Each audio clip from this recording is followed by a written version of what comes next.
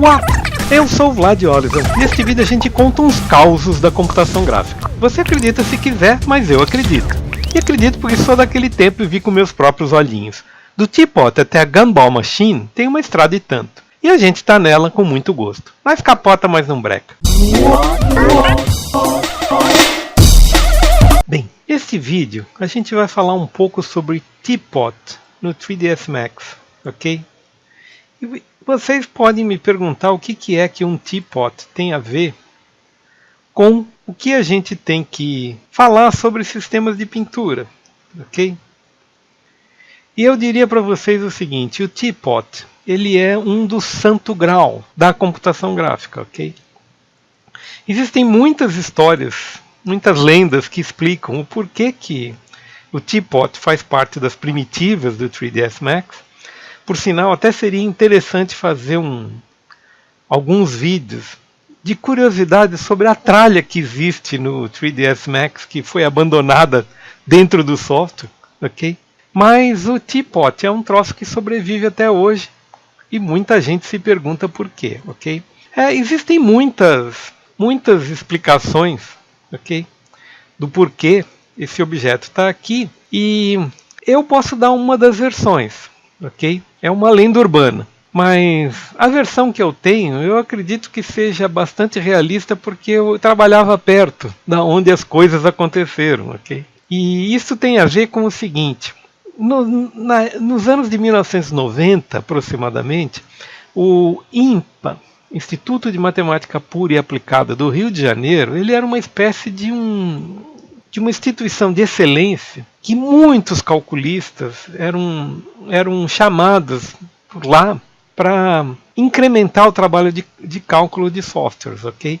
E naquela época apareceu um simpósio que tinha a pretensão de ser um troço científico que iria determinar se a construção ia ser poligonal ou ia ser através de NURBS, que é Non-Uniform Ratio B-Spline, que é um processo que outros softwares que não o 3ds Max utiliza, ok? E o que aconteceu? Na verdade, o que era para ser um simpósio científico, na verdade escondia uma jogada de marketing, porque 4 empresas na época, 4 pequenas empresas dominavam o cenário da produção visual, cinematográfica, televisiva, que custavam uma pequena fortuna. Eram eles a TDI, Thomson Digital Image, o Explore, o Alias e a Wavefront. Esses 4 acabaram se juntando para criar o Alias Wavefront, que virou mais tarde o Maya, ok? E o sistema de construção dele era diferente, era através de um sistema de NURBS, não um sistema poligonal. E, portanto, eles eram softwares muito mais antipáticos de construir, mas eles faziam acabamento com chanfros sem cantos vivos, com cantos suaves, etc, mas você modelava por aproximação. E, na época, o Crystal Topos e o 3D Studio, que depois veio a ser o 3ds Max, eram os grandes campeões da época, eram os softwares mais populares, e eles construíam as coisas por sistema poligonal.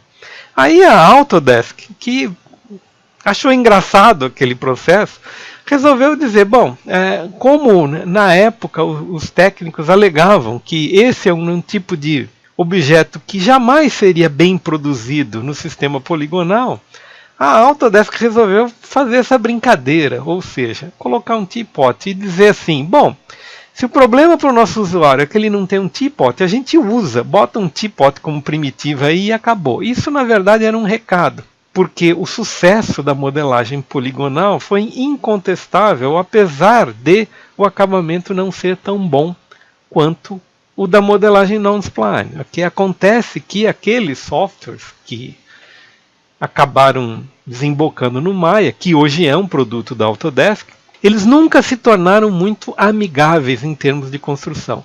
Por que eu estou falando tudo isso? Porque nós estamos hoje exatamente num processo que envolve hard surface, envolve o ZBrush fazendo deformação de malha, etc, e são processos que têm uma determinada história, ok? Então, o Teapot era um santo grau. O santo grau de hoje é um troço chamado baleiro, ou Gumball Machine, ok? E o que eu tenho a dizer sobre a Gumball Machine? Se você tem uma Gumball Machine no seu portfólio, pode ter certeza que você é um grande profissional de computação gráfica moderna, ok? E por que eu estou dizendo isso? Bem, em primeiro lugar, porque as Gumball Machines, elas dependem de uma modelagem complexa, em geral hard surface, ok?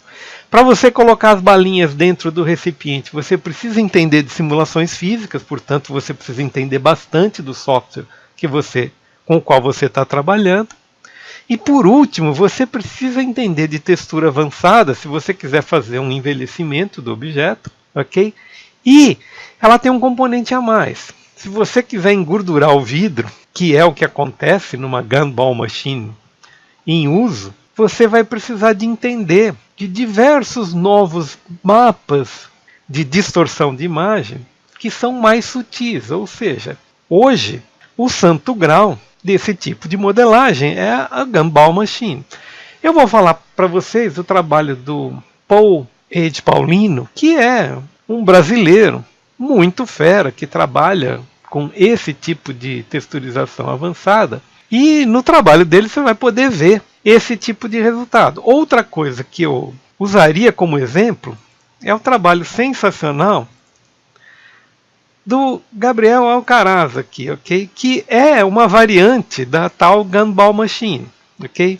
Que é o seguinte, é você trabalhar com... Vejam que ele está trabalhando com vidro, ele está trabalhando com metal, ele está trabalhando com couro, e tudo tem que ser envelhecido, e tudo tem que ser...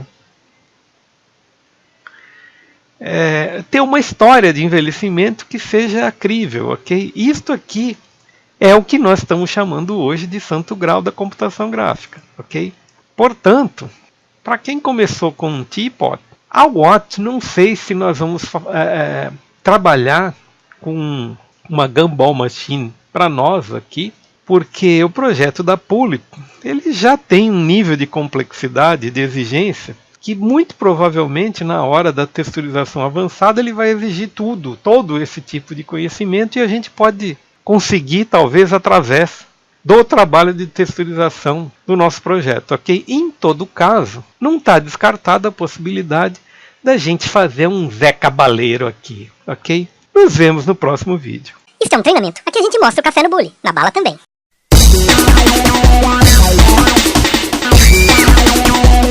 Se você gostou, não esquece da gente. A gente precisa da sua participação para continuar por aqui.